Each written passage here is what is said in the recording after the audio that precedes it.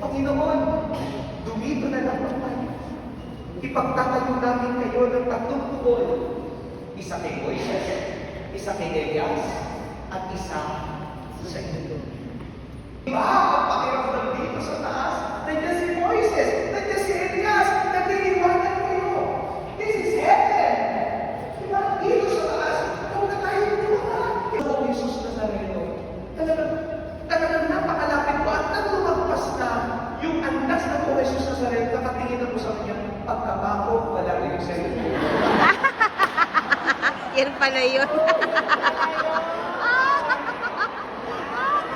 Yan pala yun.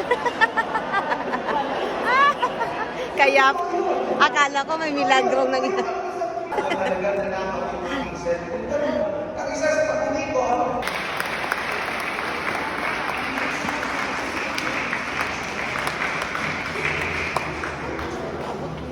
Yay, tapos na.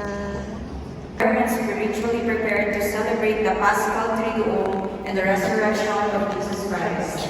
Given this 28th day of March in the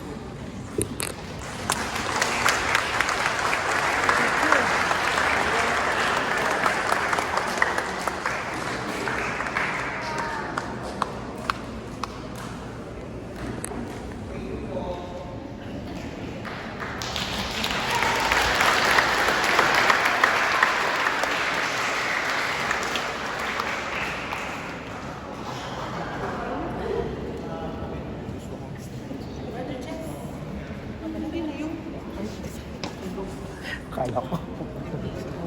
kakaroon lang po tayo ng isang photo op. Compress na lang po lang dyan sa kita. Hello. Tara, picture tayo. Everybody, picture. Ba't kunti lang tayo? Diba?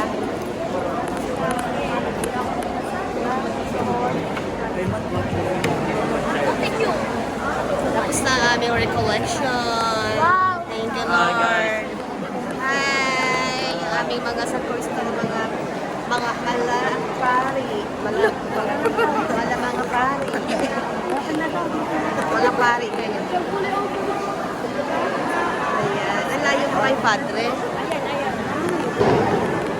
Tayo sa akin. Compress tayo. Compress. Sige po, compress. Magkasima po kayo? May only hours pa kayo. Friday, only hours. Sa oras na lang. Babalik po. Sayang. Holy hour. Alas 5, diretso na kayo.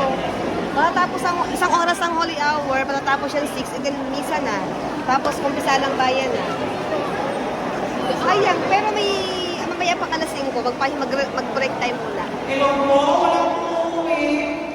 Meron po tayo sa grocery. Break time. Break time lang, break time. Hi! Ay, para fiesta.